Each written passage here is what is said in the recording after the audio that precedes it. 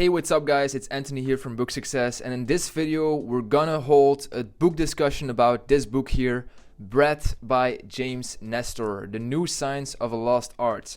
I read this book a couple of weeks ago and it's a pretty amazing book full of wise information, and in this video we're gonna briefly discuss the main ideas or the main topics of this book. So I hope you're ready. Let's dive straight into it. Now, first of all guys, just to know, this is Book Success talking, and I want you to know that we hold a book discussion or a book summary every month.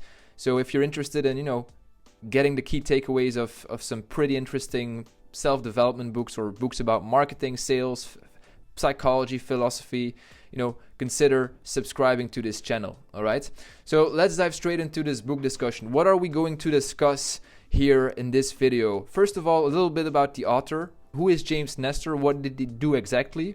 The second thing we're going to discuss is his experiment, so the breathing experiment. This is basically the foundation of his work, the key ideas of his work come from his experiment. The third topic is the takeaways that I learned from this book, so I'm going to give you some practical examples how you can optimize your breathing based on the principles learned by the author.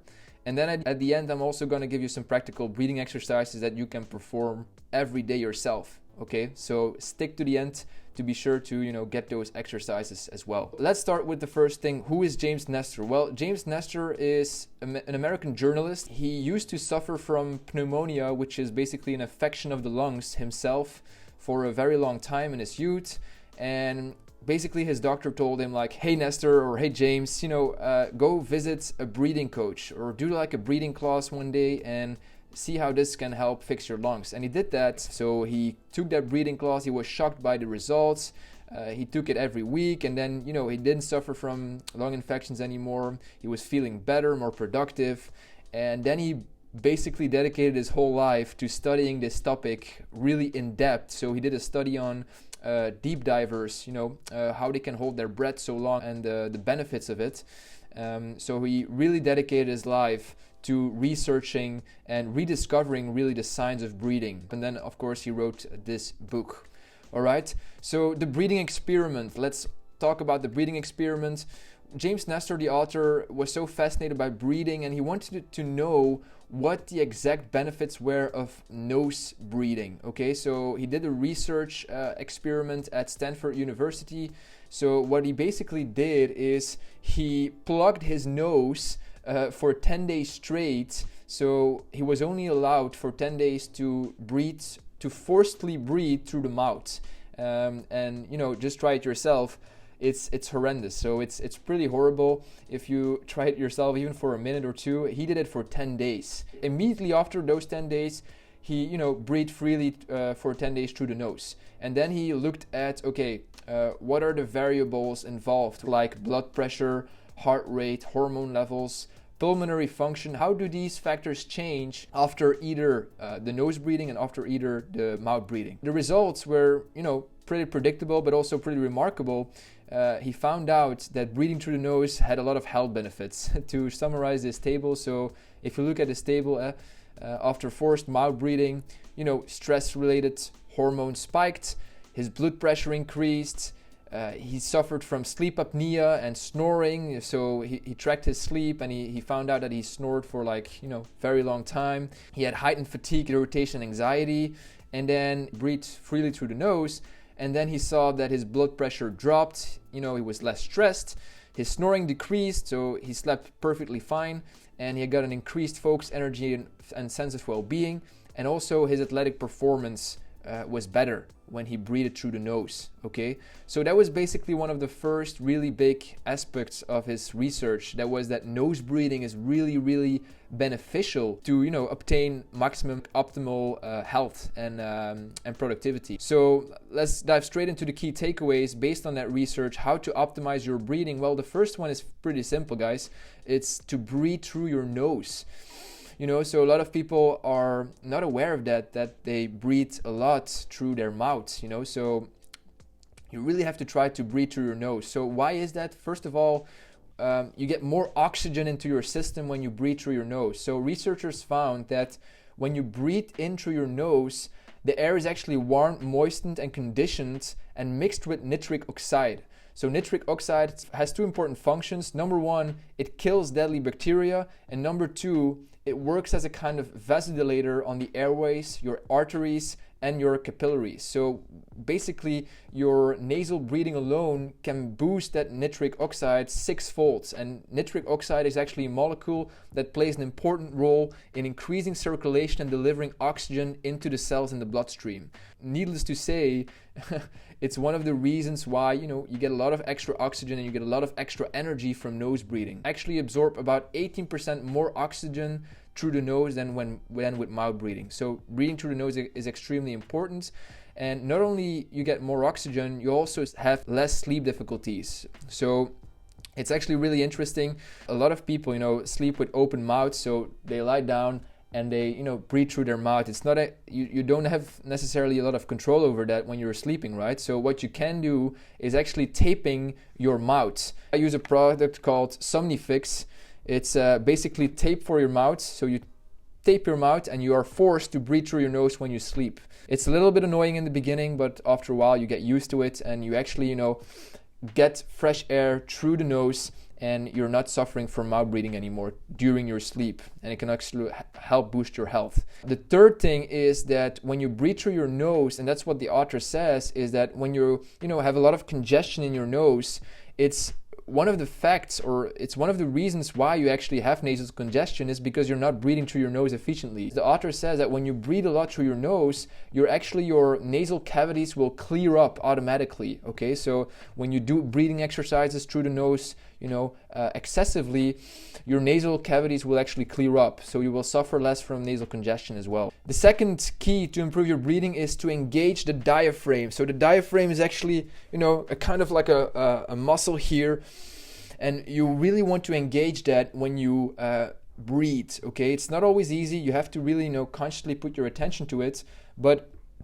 you have to focus on practicing full and in and exhalations. So the author says that a typical adult engages as little as 10% of the range of the diaphragm when breathing, which overburdens the heart, elevates blood pressure, and causes a rash of circulatory problems. So extending your breath up to 50 to 70% of the diaphragm's capacity will ease cardiovascular stress and allow the body to work more efficiently. Okay, so you really want to, when you breathe in, let that muscle really work with you. Okay, so you really want to take those deep in and exhalations and engage the diaphragm. What the author also says is that over time, that shallow breathing will actually limit the range of our diaphragm and lung capacity and can lead to respiratory problems. So you really want to focus on engaging the diaphragm and expanding and keeping the lungs as flexible as possible, okay, and avoid respiratory problems. Let's move to the next key to improve your breathing, and that is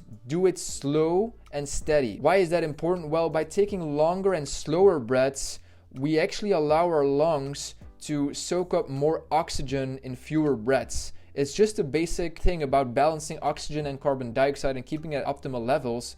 Researchers found actually that when you breathe slow or when you focus on slow breathing, the blood flow to the brain increase, the systems in the body enter the state of coherence. So when the blood flow to the brain is increased, the functions of heart, circulation, and nervous system are more coordinated and will work at peak efficiency. So you want to do it very steady. And the author says that the optimal breathing rhythm is a 5.5 second inhale. So you inhale for 5.5 seconds and you exhale for 5.5 seconds. Okay, so it's actually pretty long if you try it yourself. So inhale is like,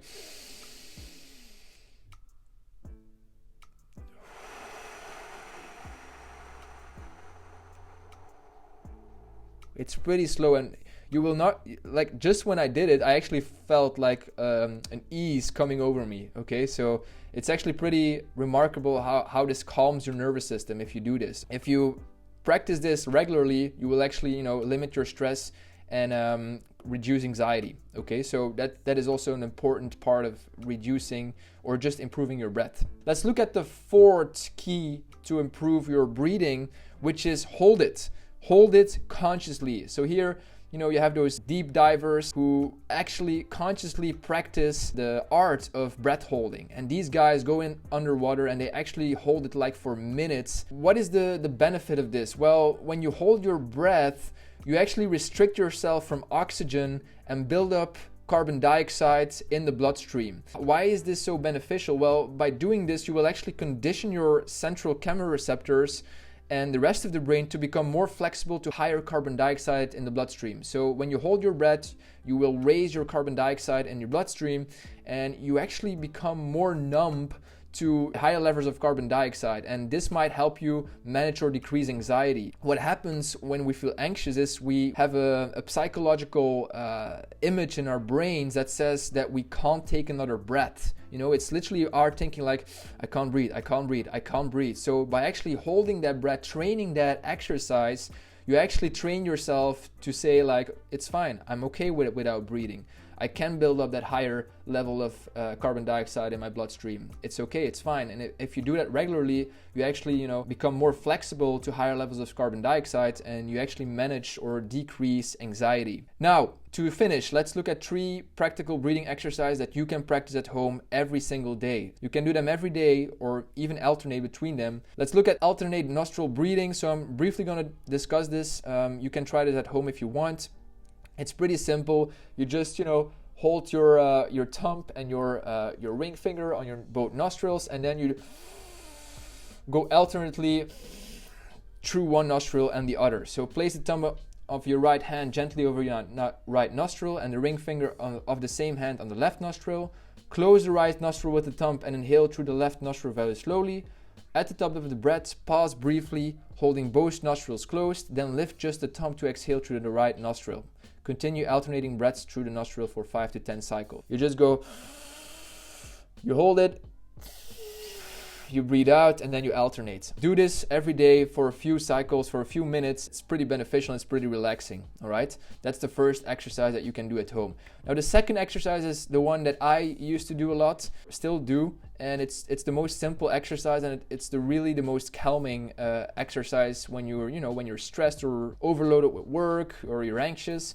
Then you can do this exercise. Resonant breathing is very simple. You sit up straight, relax the shoulders and belly, and you just exhale every oxygen out of your body, and then you go in for 5.5 seconds, in for 5.5 seconds, expanding the belly as air fills the bottom of our lungs, and without pausing, exhale softly again for 5.5 seconds, bringing the belly in as the lungs empty. Each breath should feel like a circle, so you really should try to make it like a circular exercise, okay? So repeat this at least 10 times more if possible, okay? So fully in, fully out without pause. You can do this, seated, lying down, standing. You can practically everywhere where you feel comfortable. This is really the most beneficial exercise. And then the third exercise is pretty interesting. It's the Tumo breathing exercise of the Wim Hof method. I hope you're aware that Wim Hof is known as the Iceman. He broke some worldwide records standing in like ice baths or sitting in ice baths for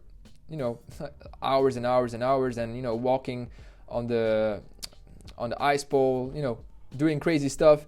And he's actually pretty good when it comes to giving advice on breathing. And the Tumo breathing is actually Tumo means inner fire, and it is an ancient meditation technique practiced by the monks in Tibetan Buddhism. It actually exists a pretty long time. And what this exercise will do, guys, this is the most intense exercise. So it will actually, trigger few physiological changes in your body, increasing your body temperature, tingling in your hands. So what you're gonna do basically here is in and exhale very fast, as long as you can, or like here they say 30 very deep, very fast breaths in and out. So you go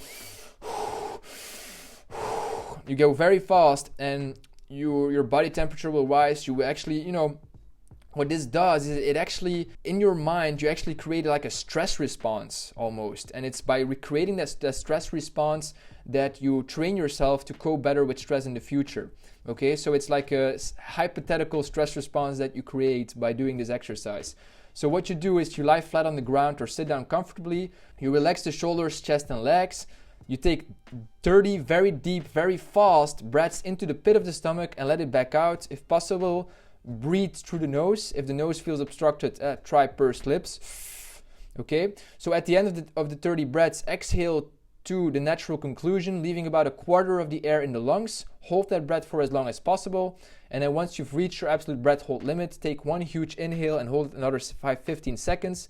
And then finally exhale and start breathing heavy again. Repeat the entire pattern at least 3 times. I recommend starting with the other 2, and then, you know, when you're comfortable, practice this. It's pretty intense, but it makes you actually also very calm if you do it right. That was basically the key takeaways from this book, guys. I hope you enjoyed it. I hope you learned a few lessons, and if you have any questions, put them down in the description. I will also link in the description below the Amazon link if you want to buy or read this book.